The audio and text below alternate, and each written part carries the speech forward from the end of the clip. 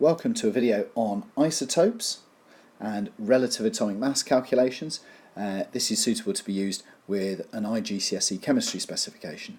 And you can see down here we've got part of the modern periodic table, and you can see that, as you'd expect, we've got elements increasing in atomic number as you go along. So from each element to the next, you add a proton to the nucleus, and that increases the atomic number by 1. And you might be wondering what the other number is. And in some periodic tables, this other number is an integer. It's a whole number. And if it's an integer all the way through the table, then that means you're looking at the mass number. In other words, the number of protons plus neutrons in an atom of that element.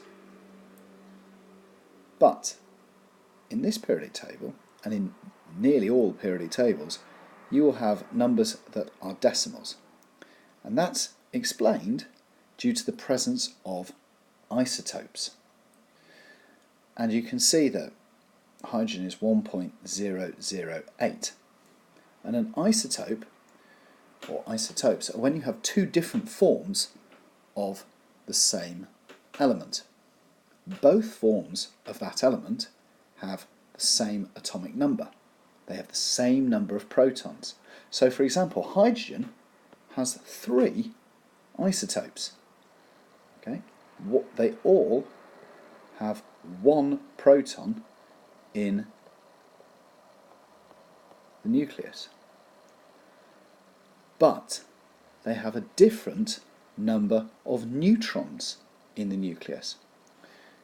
Now, hydrogen itself only has a mass number of 1. It's got 0 neutrons in the nucleus, so its mass number is 1.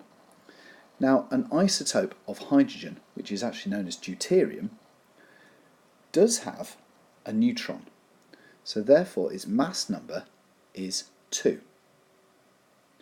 And a third isotope of hydrogen, which is called tritium, has 2 neutrons in its nucleus, which means it has a mass number of 3.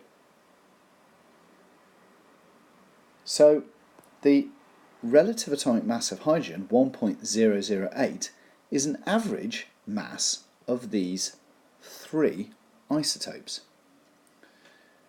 And you might be thinking at this point, well, hang on a minute, the average of 1, 2 and 3 is not 1.008. And it's a weighted average. Okay, if you averaged 1, 2 and 3, you get an average of 2. Unfortunately, it's not as simple as that. The number here is a weighted average, so it takes into account how abundant each of the isotopes are. This isotope is by far the most abundant of the 3 isotopes. So the relative abundance of this is huge. So that weights the average far closer to 1 than to the other 2 values. Now, before we go any further, I'd advise that you get a calculator which will help you with the calculations we're about to do, but we're now going to jot down a couple of definitions. So, we're going to define isotopes as atoms of the same element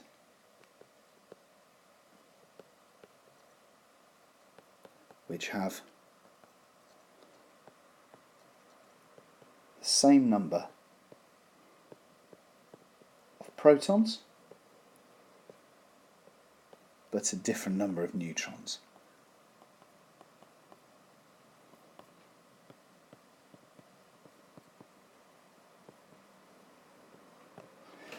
So because they have the same number of protons, that means they're the same element, and it also means they have the same atomic number.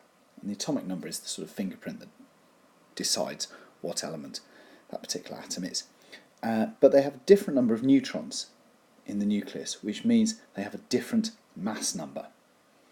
And later on in your study of chemistry, you're going to learn about another word which sounds a bit like isotopes. and students, unsurprisingly, get the two words confused. So I tell my crew to remember that isotopes has a P in it, and that P means the same number of protons. So because proton has a P in it, isotopes also has a P in it. Okay, and I can't take credit for making that link together, and that was made by a GCSE student a couple of years ago, a chap called Conor McCabe-Liner. Okay, and that helped him, and I've been using it ever since. So thank you very much, Conor. Now, chlorine and boron have two isotopes, and we're going to look at the atomic arrangement for these two isotopes. And I'm just going to move this up here.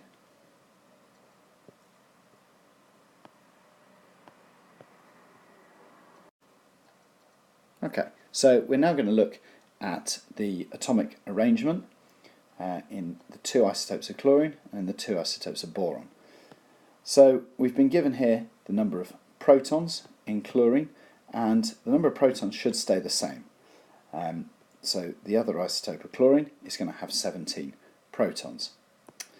And the two particles of chlorine aren't charged, which means the number of positive protons is the same as the number of negative electrons. So they'll both be 17. And these electrons will be arranged 2, 8, 7. And obviously 2, 8, 7. And because they have the same electronic arrangement, they're going to react in the same fashion. Now the atomic number is determined by the number of protons, so they're both 17. And the mass number, well, that's the number of protons and neutrons combined. So this one is going to be 35, and this one is going to be 37. So, what about boron?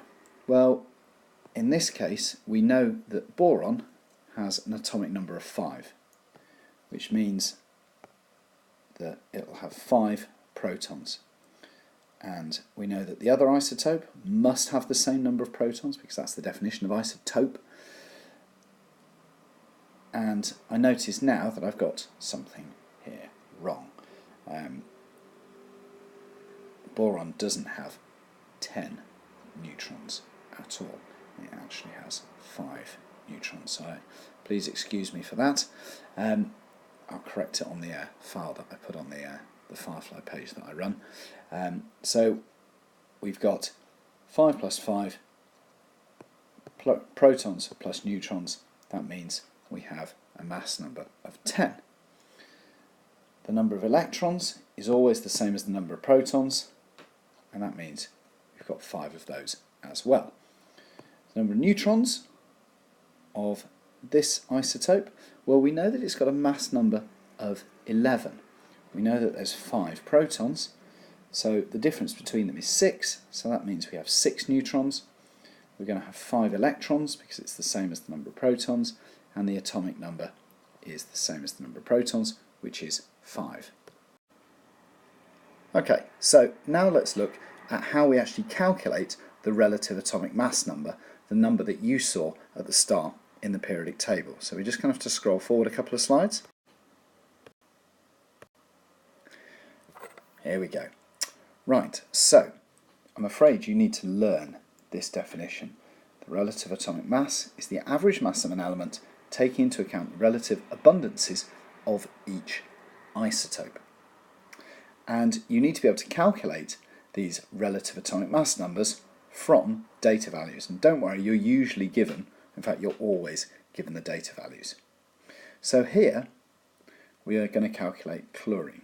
Now the way to do this is as follows. I'm just going to put the little note over here. So I'm going to call it RAM, relative atomic mass. And what you do is you times the percentage by the mass number, and then add it to another percentage times the mass number. We'll put those in brackets, and we'll divide all of that by 100 because we're using percent. So down here we have a mass number of 35, and we'll times that by 75. We have a mass number of 37, and we times that by 25.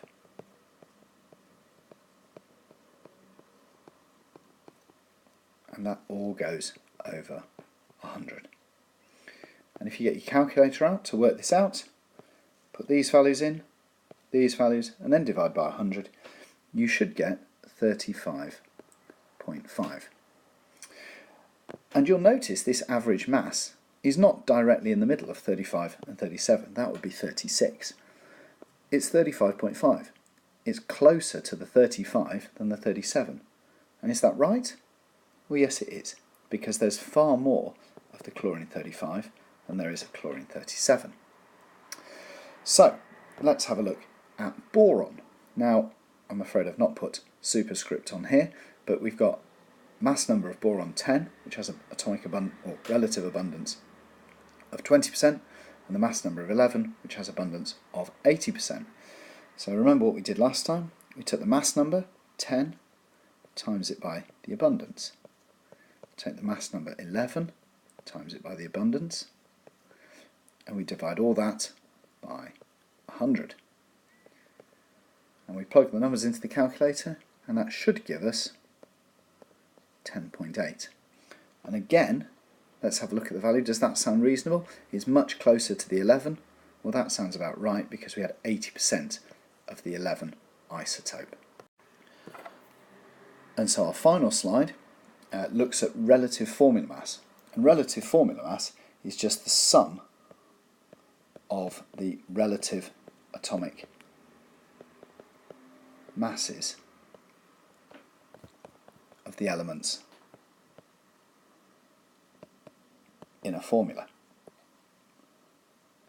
And this essentially tells us how heavy a molecule is.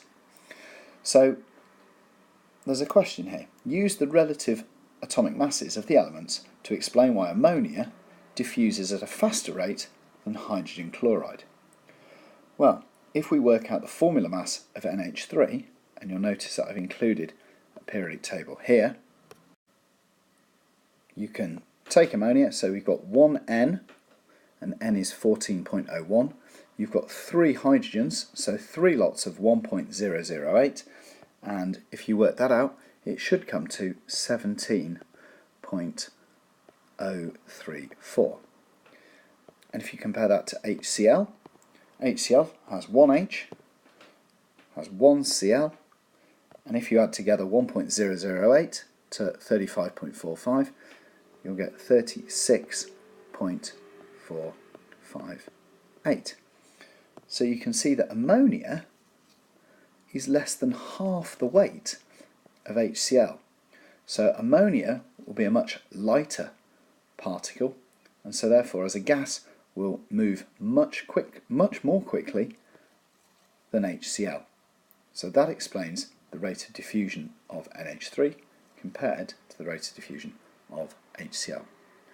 And the best thing to do now is to go back and practice some isotope calculations and some relative atomic mass calculations.